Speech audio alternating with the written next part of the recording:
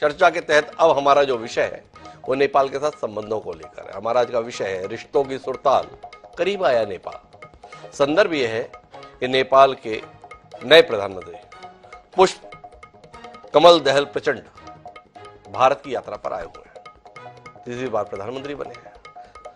किसी समय पर वह कम्युनिस्ट नेता हुआ करते थे, गुरिल्ला में प्रवीण हुआ करते थे, लंबे समय तक राजशाही के खिलाफ लड़े और आखिरकार एक लोकतांत्रिक देश जब नेपाल बना तो उसके पहले प्रधानमंत्री भी बने। लेकिन बहुत मुश्किल 1 साल रह पाए, पर उस 1 साल में भी उनको चीन के साथ नजदीकियों के लिए जाना गया और जब उन्होंने प्रधानमंत्री का पद छोड़ा तो उसके संदर्भ में उनका आक्षेप रहा कि यह भारत के चलते हुआ, उस भारत के चलते जिसके नेपाल के साथ पारिवारिक रिश्ते हैं। नेपाल के संदर्भ में आम भारतीय छोटे भाई की भूमिका के तौर पर उसे देखता है। हालांकि नेपाल वासियों को यह बहुत भाता नहीं है छोटे भाई के रूप में। भाई के तौर पर कहो तो ठीक है, पर छोटे भाई के तौर पर उसे ऐसा लगता है कि कहीं उसे दबाया जा रहा है। तो बहरहाल हम नेपाल को भाई के तौर पर महसूस करते हुए ये समझने की कोशिश करेंगे कि नई पारी जो प्रचंड की शुरू हुई है और वह भारत प्रवास पर आए हैं, क्या वापस संबंधों में वह गर्मजोशी आएगी जिसका इतिहास रहा है नेपाल के साथ हमारा, या संबंधों में तलखी बनी रहेगी। आज वह प्रधानमंत्री से मिले। बड़ी महत्वपूर्ण घोषणा मोदी जी के साथ में हुई है जिसमें यह कहा गया है कि रामायण सर्किट को बहुत युद्ध स्तर पर विकसित किया जाएगा। मोदी जी ने यह भी कहा कि मैं 2014 में जब नेपाल गया था तो मैंने हिट फार्मूला दिया था। H मतलब हाईवे, I मतलब हाईवे और T मतलब ट्रांसवे, तीनों के संदर्भ में नए सिरे से काम करने की जरूरत है। तो आज हम समझने की कोशिश करेंगे कि क्या प्रचंड के मनोभाव बदले होंगे। क्या चीन जो भारत के लिए परेशानी का सबब रहता है नेपाल के संदर्भ में, क्या उस चीन से नेपाल का वाकई मोह भंग हुआ है? क्या नेपाल वाकई समझ पाया कि चीन उसका इस्तेमाल करता है और भारत उसको भाई के तौर पर हमेशा अपने साथ जोड़े रखने की कोशिश करता है? हमारी इस चर्चा का हिस्सा बनने के लिए 3 खास मेहमान मौजूद हैं। हमारे साथ विदेश मामलों के जानकार रोविंद्र सचदेव जी इस चर्चा के लिए मौजूद हैं और हमारे साथ डॉक्टर ब्रह्मदीप अलूने भी हैं जो बड़े अनोखे तरीके से विदेश के संबंधों को अपने तरीके से व्यक्त करते हैं। इन दोनों के बीच हमारे साथ नेपाल से वहां के वरिष्ठ पत्रकार अनिल तिवारी जी भी जुड़ रहे हैं। आप तीनों का स्वागत है। चर्चा की शुरुआत अलूने जी से करते हैं। अलूने जी, आपसे समझने की कोशिश करते हैं। बड़ा लंबा समय बीत गया, 2008 से 2023। प्रचंड कुछ बदले, ऐसी उम्मीद करें। संबंध कुछ ठीक होंगे इसकी उम्मीद करें, क्योंकि पिछले कुछ समय से तो हमारे संबंध जैसे पाकिस्तान के साथ है ऐसे नेपाल के साथ दिखने लगते हैं। सीमा को लेकर विवाद चीन के साथ जितना सुर्खियों में रहता है उतना ही नेपाल के संदर्भ में भी सुर्खियों में बनने लगा। क्या उम्मीद करें हम? बिल्कुल, बहुत धन्यवाद। एक बार फिर आपसे जुड़ने का मौका मिला जी। देखिए, प्रचंड बिल्कुल बदल गए जी, और प्रचंड को ये बात समझ में आ गई है। ये सबसे अच्छी बात है कि जो भारतीय उपमहाद्वीप है वहां पर साम्यवाद चल नहीं सकता जी, क्योंकि साम्यवादी जो विचारधारा है वह आक्रामक विचारधारा है और वह धर्म का विरोध करती है। लेकिन यदि आपको भारतीय उपमहाद्वीप में रहना है तो हमारी संस्कृति को, हमारे धर्म को और उसको पूजना पड़ेगा और आस्थाओं का सम्मान करना पड़ेगा। पहली बात। दूसरी बात है, देखिए, प्रचंड को एक बात और समझ में आ गई है कि विचारधाराओं से देश नहीं चलते जी। देश यदि देश को आगे बढ़ाना है तो आर्थिक प्रतिबद्धताओं से देश चलते हैं। राष्ट्रीय हितों का विकास कैसा, उससे देश चलता है। लोगों की भावनाओं से देश चलता है, लोगों की आस्थाओं से देश चलता है। और विचारधाराओं के चक्कर में जब प्रचंड पड़े रहे तो 2 बार वो प्रधानमंत्री बने, 1-1 साल में उनको जाना पड़ा जी। लेकिन अब उन्हें समझ में आया कि विचारधाराओं के आधार पर यदि चीन के साथ रहते रहे तो चीन की जो कम्युनिस्ट पार्टी है वो नेपाल को बर्बाद कर देगी और नेपाल को गुलाम बना लेगी। इसीलिए अब वो भारत की तरफ मुखातिब हुए। उन्होंने, देखिए, एक बहुत और था जी। जब मोदी जी पशुपतिनाथ गए तो वहां के प्रधानमंत्री को जो कि मंदिर में आने से गुरेज था। और आज एक ये दौर है जब प्रचंड जो है वो पशुपतिनाथ से महाकाल की ओर आ रहे हैं और वह जो भारतीय विविधता है, भारतीय धर्म है, उसका सम्मान कर रहे हैं। इसका मतलब यह है कि प्रचंड ने यह स्वीकार कर लिया है कि भारतीय उपमहाद्वीप की जो पहचान है, जो सनातन परंपराएं हैं, उनका यदि सम्मान करेंगे तो नेपाल और भारत जो है उनके संबंध मजबूत होंगे। और दूसरी बात यह भी है कि प्रचंड यह भी समझ गए हैं कि नेपाल यदि चीन की गोद में जाकर नेपाल बैठता रहा तो चीन और नेपाल के जो आर्थिक संबंध है वो इसलिए नहीं मजबूत हो सकते क्योंकि जो बॉर्डर है वहां की, वो बॉर्डर बहुत कठिन है और सामान बहुत महंगा होगा। लेकिन यदि भारत से सीमाओं से यदि व्यापार किया गया तो नेपाल की जो आर्थिक प्रगति है वो भी सुनिश्चित होगी। अलूना जी ने बड़ी सुंदर बात कही, पूरी तरह से बदल गए हैं प्रचंड। और सबसे सुंदर उदाहरण उन्होंने दिया कि एक घोर वामपंथी नेता, एक घोर साम्यवादी नेता जिसके मूल विचार में ही नास्तिकता है, वह इतना बदल गया कि जो नेपाल में पशुपतिनाथ के दर्शन के संदर्भ में साथ नहीं था, वो भारत यात्रा पर आ रहा है तो अपने कार्यक्रम में महाकाल के दर्शन को शामिल कर रहा है। इस बदलाव को कैसे नजरअंदाज किया सकता है? पर क्या इससे हमारे आर्थिक संबंधों में भी बदलाव आएगा? क्या कटुता का वो दौर खत्म होगा? इसे समझने के लिए मैं रॉबिन सचदेव जी आपके पास आना चाहता हूं। पिछले कुछ समय से वहां के व्यापारी इस बात को लेकर परेशान रहते थे कि चीन की तरफ बढ़ रहे हैं और जो भारत के साथ हमारा पीढ़ियों का संबंध है उसे प्रभावित कर ले रहे हैं। अब क्या दिख रहा है? Thank you very much, pleasure to be आपके साथ जी।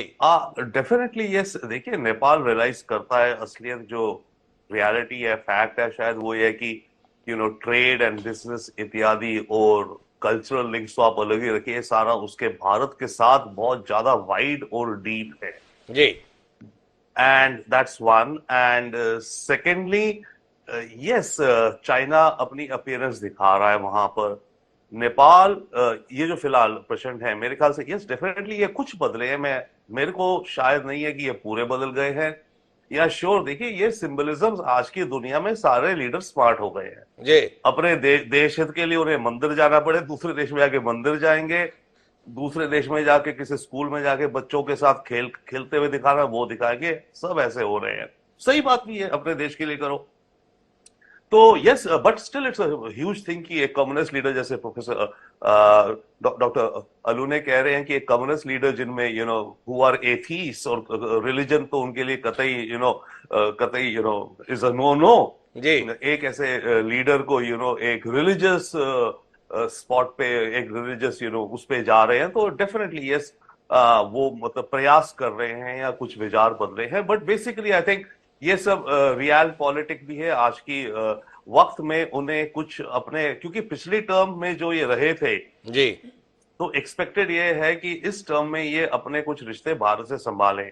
और शायद ये भी एक रीजन है, ये भी पहली विजिट है इनकी नेपाल से बाहर। जी। पिछली बार आपको याद हो, नॉर्मली नेपाल के प्राइम मिनिस्टर पहली फॉरेन विजिट इंडिया करते हैं थे, बट ये जब बने थे एक बार, तब इन्होंने पहली विजिट चाइना कर ली थी इंस्टेड ऑफ इंडिया। तो ये सिग्नल्स होते हैं जी। ये तो बड़ी रही। बट यस, यू सी हो क्या रहा है ऑन द ग्राउंड, हमारे कुछ डिफरेंसेस बन गए हैं। ये मैप को लेकर, काला पानी को लेकर, जब नेपाल के मैप में कॉन्स्टिट्यूशनली आ गया तो वो कैसे हटेगा? जी। ओके, और हम उसके बारे में बात भी नहीं करना चाहते क्योंकि हम उसको टॉपिक भी नहीं मांगते इंडिया की तरफ से, राइट? जी। उसके अलावा जैसे इनके 2 नए एयरपोर्ट और बने, अब वहां से इनको फ्लाइट्स चाहिए। इंडिया अभी उनको ओवरफ्लाइट की एक रेगुलेटेड सिस्टम होता है, हम कर नहीं रहे हैं। पर हमें, क्योंकि वो एयरपोर्ट चाइनीज में बनाए हुए हैं। बट प्रॉब्लम यह है कि अगर वो एयरपोर्ट फेल हो जाते हैं तो क्या चाइना, जैसे हम्बन तोता ले लिया उस एयरपोर्ट को, चाइना ले लेगा? तो हमारे इंटरेस्ट में ये भी नहीं कि एयरपोर्ट डेट में चले जाए और अनसक्सेसफुल रहे। देन एक और बड़ी इंटरेस्टिंग एंड आई थिंक ये इशू है कि हमारी अग्निवीर पॉलिसी से गोरखास का इंडियन आर्मी में रिक्रूट होने का मेरे ख्याल से फिलहाल रुका पड़ा है जी। और उधर से खबर ये आ रही है वेरी स्ट्रेंजली कि शायद, अब ये सच है कि नहीं, बट ये बातें चल रही हैं कि चाइनीज पीएलए कह रही है कि शायद वो कुछ गोरखास रिक्रूट करेगी अपनी पीएलए के लिए। अब ये तो बहुत ही अजीब और गरीब और अजीब और डेवलपमेंट है। अग्निवीर वाले में इशू ये है कि नेपाल कहता है कि ये हमारी जो ओरिजिनल एग्रीमेंट है उसके खिलाफ जाता है, क्योंकि इसमें क्या होगा, ये तो कितने 4 साल बाद या जो भी वापस आ जाएंगे, 75% will come back to Nepal without a pension. Okay, तो ये एक बहुत बड़ा कहिए या अहम कहेंगे, मैं तो मेरे ख्याल से मुद्दा है। बट या इसके अलावा railway linkages, last miles opening up, hydro power transmission, ये तो सारे हो रहे हैं और होने चाहिए। पर रॉबिन सचदेव जी ने बड़े संवेदनशील मुद्दों की ओर ध्यान दिलाया है। सेना में भर्ती, भारतीय सेना का गौरव रहे नेपाली गोरखे, और उन्होंने भारतीय सेना में भर्ती से इंकार किया हुआ अग्निवीर योजना के संदर्भ में। समझने की बात है, समझने की बात चीन के साथ रिश्तों को लेकर भी है। उसे समझेंगे, लेकिन उससे पहले हम अनिल तिवारी जी से ये समझेंगे कि नेपाल क्या महसूस कर रहा है भारत के संदर्भ में। बीच में नेपाल में आम आदमी की भावना भारत के संदर्भ में कुछ नकारात्मक थी। ऐसा लगता था उसे कि भारत के साथ रह के कोई बहुत फायदा नहीं, चीन के साथ एक रुख बनता था। अब नेपाल क्या सोच रहा है, नेपाल का आम आदमी क्या सोच रहा है?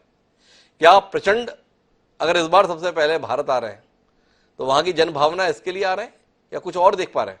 अनिल जी, देखिए, नेपाल की जो सोच है यह दो प्रकार की सोच है। एक काठमांडू और दिल्ली की अपनी अपनी सोच है, अपनी अपनी समस्याएं है, और राजनीतिक तौर पे खास करके दोनों, जो दिल्ली का नजरिया हो या काठमांडू की नजरिया हो, ये एक तरफ से सोचता है, तो दूसरी तरफ से जो जन जन का संबंध है, एक ऐतिहासिक संबंध है, और नेपाल भारत की खुली सीमा है, और जो वैवाहिक संबंध का ये सांस्कृतिक जो सब समानता है हमारी, तो जन जन की भावना है। और जनता में कभी भी भारत के विपरीत या भारत के प्रति नकारात्मक भावना नहीं आया है जी। अब राजनीतिक के लिए देखिए, वो भारत का हो या नेपाल का हो, अब हर एक देश के नेताओं का अपना अपना समस्या होता है, अपना अपना राजनीतिक पॉलिसी होती है, अपने अपने बहुत सारे होते हैं जो वो लोग अपना करते हैं, और वह जो है वो दिल्ली की नजरिया भी रहती है और काठमांडू की नजरिया भी रहती है। और खास करके इसी बात को लेकर के जो तराई में रहते हैं मधेसी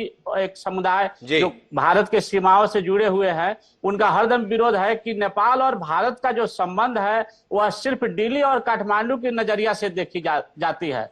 लेकिन इस बार का जो नेपाल के प्रधानमंत्री प्रचंड जी का दौरा हुआ है, खास करके यह देखिए तो राजनीतिक मुद्दाओं से भी ज्यादा अभी आर्थिक मुद्दाओं पर केंद्रित हुआ है। जो भी अभी 7 मुद्दे जो सहमति हुई है दोनों देश के बीच में, तो वह देखिएगा तो एक जन जन के बीच कैसे आर्थिक जो विगत 2 दशकों से बहुत सारा चीज जो आर्थिक कठिनाइयां उत्पन्न हो रही थी, जैसे एक भारत बहुत बड़ा टूरिज्म, नेपाल के लिए एक टूरिज्म का बहुत बड़ा अपॉर्चुनिटी है, और यहाँ हर समय उठता था, भारत के लोग आते थे तो रुपया लेकर के आते थे, और रुपया लेकर के आने के बाद में फिर जैसे 2500 का नेपाल में भारतीय नोट यहाँ अलाउ नहीं है, तो उसके चलते बहुत सारे समस्याएं होती थी। तो उसको सुलझाने का, उसको अब फोन पे का जो एक समझौता हुआ है, उसी के साथ जो आपको औद्योगिक कॉरिडोर जैसे आपको पश्चिम साइड से एक खुला गया, उसका समझौता हुआ है। लेकिन इस बार का प्रधानमंत्री का भ्रमण कहिएगा तो पॉलिटिकल इशू से, जैसे पहले हुआ करता था कि सीमाई बात उठती थी, उसके अलावा नक्शा का बात उठता था या वैदेशिक बातों पर उठती थी, लेकिन अब की बार देखिए तो टोटल प्रचंड का जो भ्रमण है वह केंद्रित हुआ है आर्थिक जो समस्याएं हैं और आर्थिक संबंध को कैसे सुदृढ़ किया जाए, दोनों देश के जनता। बड़ी सुंदर बात बता रहे अनिल तिवारी जी। तो आपसे समझना ये चाहता हूं, क्या प्रचंड इस बात को मानने लगे हैं कि नेपाल की आर्थिक तरक्की भारत के साथ ही संभव है? पहले उनके संदर्भ में हम लोगों का आकलन ये रहता था कि वो चीन के रास्ते से अपने देश का भला सोचते हैं। क्या अब उन्हें समझ में आ गया है कि भला तो नेपाल का भारत के साथ ही है और भारत का भी भला नेपाल के साथ ही है? देखिए, विपक्ष में कोई भी नेता रहे, लेकिन सत्ता में जाने के बाद वह जब दोनों देश का संबंध होता है, टेबल टॉक होता है, तो कहीं ना कहीं वह नेपाल और भारत की जो संबंध है वो न भारत के बगैर नेपाल का परिपूर्ति हो सकता है, वह राजनीतिक हो या आर्थिक हो। उसी तरह ये कहते हैं ना कि आप मित्र को बदल सकते हैं लेकिन छिमेकी पड़ोसी को नहीं बदल सकते हैं। तो भारत के लिए व्यवस्था है, भारत का भी नेपाल के बगैर संबंध नहीं चल सकता है। तो इसलिए क्या है कि जो देखिए एक चीन का या ISI का या दूसरा बात है, वह देखिए दिल्ली के नजर से आप लोग देखते हैं, दिल्ली का नजरिया है, लेकिन यहाँ जब जन जन पर आइएगा, बॉर्डर पे आइएगा, तो कहीं भी वैसा भावना जनता में नहीं है। जनता में नहीं, जनता भारत के संदर्भ में ही अपनी प्राथमिकता देती है, और जो भी सत्ता में आएगा उसे भारत के साथ संबंधों की बेहतरी के लिए ही काम करना होगा। लेकिन नेपाल के मन में जो ये सद्भाव है उस पर एक बड़ा आघात है अग्निवीर योजना के माध्यम से, ये रॉबिन जी ने उल्लेखित किया। क्या कहते हैं ब्रह्मदेव जी? इस विषय पर देश को सोचना होगा, इस पर देश को विचार करना होगा। गोरखा लोगों के शौर्य का, साहस का एक लंबा इतिहास भारतीय फौज में रहा है। वह आर्थिक रूप से सुरक्षा चाहेंगे, आर्थिक रूप से संरक्षण चाहेंगे। क्या कहते हैं?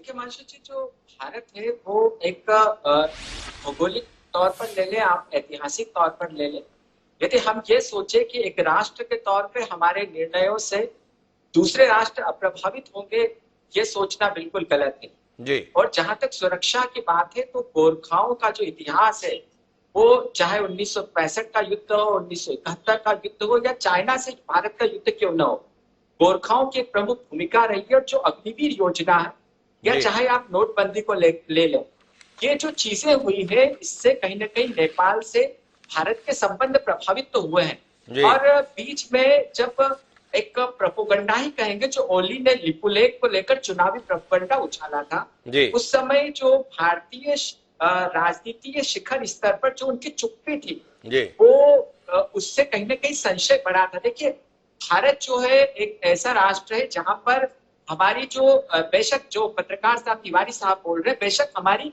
नेपाल पर निर्भरता है, और वो निर्भरता सामरिक तौर पर ज्यादा हो जाती है। और इसीलिए पंडित जवाहरलाल नेहरू जी ने नेपाल से सामरिक संधि 1950 के दशक में ही कर ली थी। जी। तो जो अग्निवीर योजना है, निसंदेह अग्निवीर योजना को लेकर जो नेपाल में प्रदर्शन हुए हैं, उसके बाद हमने पाकिस्तान को जो मौका दिया है, पाकिस्तान की जो सेना है, उन्होंने भी गोरखाओं के पक्ष में अपनी बात कर दी। चाइना की ओर से भी कहा गया कि गोरखाओं को हम भर्ती करेंगे। तो ये जो चीजें, जो विरोधाभास उत्पन्न करने वाली चीजें हैं, ये निसंदेह आत्मघाती है। लेकिन यहाँ पर मैं एक बात और कहूंगा जी। कि इस बदलते दौर में देखिए, जो प्रचंड है, प्रचंड का जो मनोभाव है या जो उनकी राजनीति है, वो इसलिए भी बदल रही है क्योंकि जो ओली है वो उनके परंपरागत प्रतिद्वंदी बन के सामने आए हैं। और ओली जिस प्रकार से भारत विरोध को अपने देश में बढ़ावा दे रहे हैं, उसके बाद प्रचंड की जो भूमिका है वो थोड़ी भारत की तरफ उदार रही। और जाहिर सी बात है, जो उन्होंने गुरिल्ला युद्ध लड़ा था, उसमें बहुत लंबा समय, तकरीबन 1 दशक का समय उन्होंने भारत में बिताया था। तो यह जो प्रचंड की यात्रा है, इसमें बहुत सारे संशय है। आपने बिल्कुल अग्निवीर वाली बात को उछाला, लिपुलेख वाली जो समस्याएं हैं वो तो है, लेकिन अंततः मैं ये जरूर कहूंगा हिमांशु जी कि उदारीकरण के दौर में, वैश्वीकरण के दौर में जो राष्ट्राध्यक्ष आर्थिक प्रतिबद्धताओं को दरकिनार कर देते हैं, वो अपने राष्ट्र के भविष्य में छुरा घोंप देते हैं। और प्रचंड के मन में यह जरूर होगा कि उनके देश के युवाओं का भविष्य कैसा हो, नेपाल का विकास कैसा किया जाए, और नेपाल को बिना कर्ज के जंजाल में फंसाए उस राष्ट्र को कैसे बेहतरी की तरफ ले लिया जाए, इसलिए वो भारत की ओर, इसलिए वो भारत की ओर है। आर्थिक मुद्दों पर तो कई फैसले हो भी रहे हैं जो निश्चित रूप से नेपाल को आर्थिक रूप से बेहतर करेंगे। पर क्या रोबिन जी, आप इत्तेफाक रखते हैं, आपने इस विषय को छेड़ा, क्या अग्निवीर के संदर्भ में भारत सरकार को कोई सकारात्मक नजरिया प्रस्तुत करना चाहिए संबंधों की बेहतरी के लिए? केपी ओली, जो वहां पर विपक्ष के एक प्रमुख नेता है और भारत विरोधी अभियान चलाए रहते हैं, उनके हौसलों को तोड़ने के लिए ऐसे कोई कदम उठाने की भारत सरकार की तरफ से संदेश देने की जरूरत? Thank you. I think Bharat सरकार की तरफ से मल्टीपल टॉपिक्स और इश्यूज पे मेरे ख्याल से वही डिस्कशन है, तभी आए हैं डिस्कशन होने के लिए, इंपॉर्टेंट मुद्दे हैं तभी। जहां तक रही बात स्पेसिफिकली अग्निवीर की, मेरे विचार से इसका कुछ हमें सोल्यूशन निकालना चाहिए, एक स्पेसिफिक स्पेशल केस बना करके, जो भी हो हमें देखना चाहिए। जहां तक बात रही बाकी डिफरेंसेस की, वो जो लिपुलेख, काला पानी, मैप वगैरह वाले वो रहेंगे, बट ये कि उन पर सब पे हमें मिलके काम करना चाहिए। बट वंस अगेन, जैसे आपने ओपनिंग में कहा था जी कि हम बड़े भाई हैं, वो छोटा है, पर छोटे में ये इशू माइंड में नहीं आना चाहिए कि ये बड़ा मेरे को दबाता है जी। ओके, ये बहुत बड़ा कॉज है, हम चाहे माने ना माने, हम ही मानेंगे। कोई छोटा, हम कोई छोटे देश होते, बदल में हमारा बड़ा होता, हम भी यही सोचते, वो अपनी दादागिरी चला रहा है, दैट्स वन।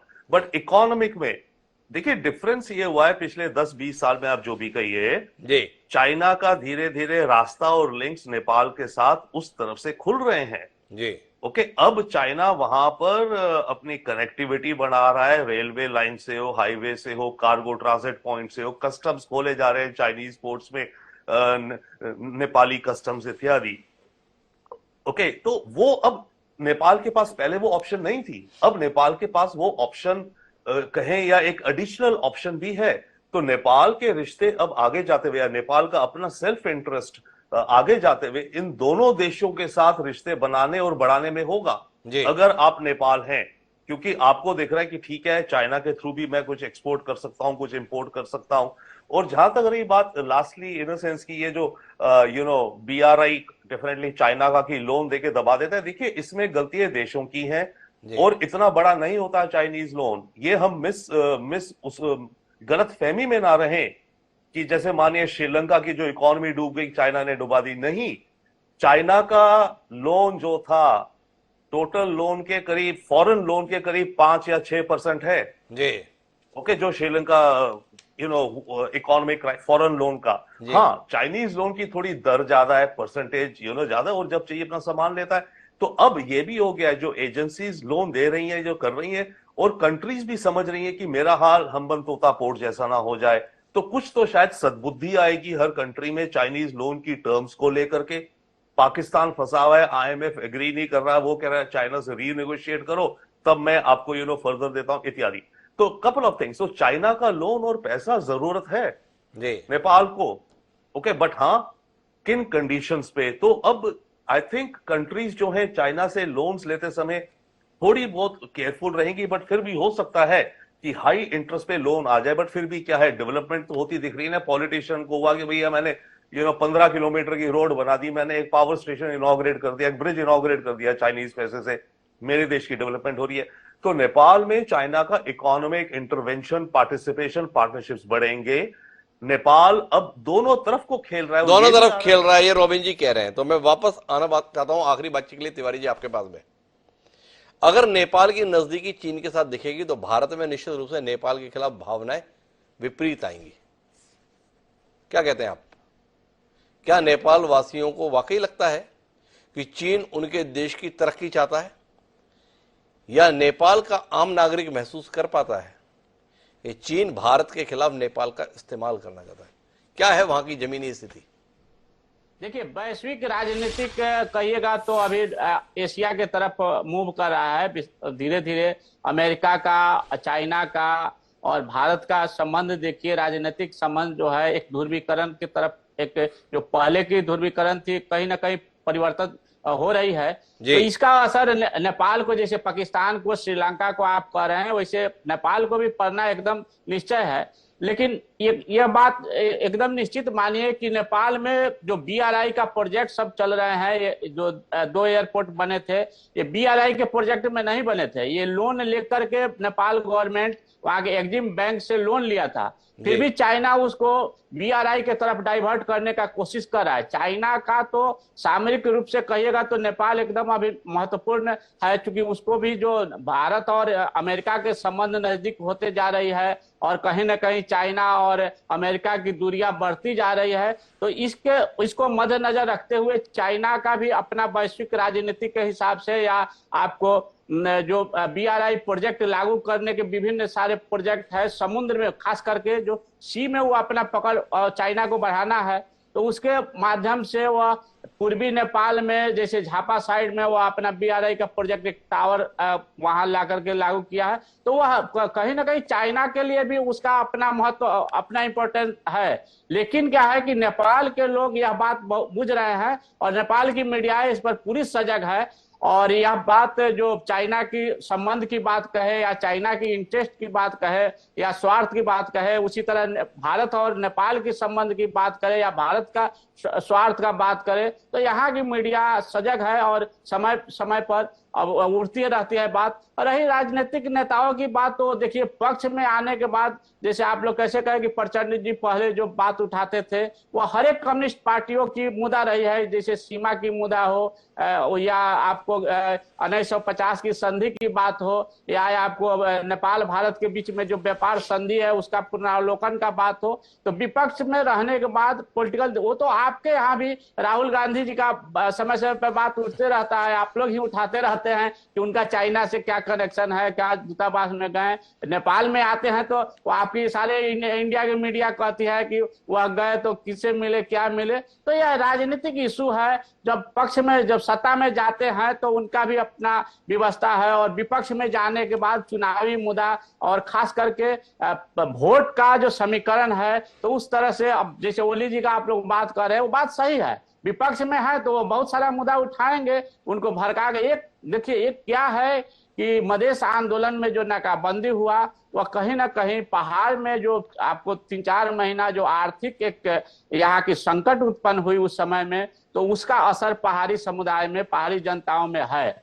और उसको कैसे दूर करना होगा, तो उसको कैश करता है लोग। नेपाल के राजनीतिक लोग जो विपक्ष में हैं, वो चाहे ओली जी हो, चाहे विपक्ष में आने के बाद प्रचंड जी हो। देखिए एक और बात क्या है, नेपाल में एक कहावत है कि कम्युनिस्ट लोग जितना भी आपको माने वो भारत समर्थित हो जाए, फिर भी वो चाइना के विरोधी नहीं हो सकते जी। उसी तरह नेपाल की जो डेमोक्रेट पार्टियां हैं, खास करके मधेशवादी हो या कांग्रेस, नेपाली कांग्रेस हो, वो कितना हो आपको राष्ट्रवादी हो या कम्युनिस्ट से नजदीक हो, चाइना से नजदीक हो, खास करके चाइना से नजदीक हो, लेकिन वह भारत विरोधी नहीं हो सकती।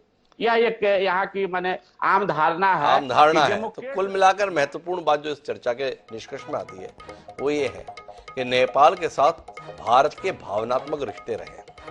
अन्य मुल्कों से इतर नेपाल को हमें अलग तरीके से ही देखना चाहिए और व्यवहार करना चाहिए।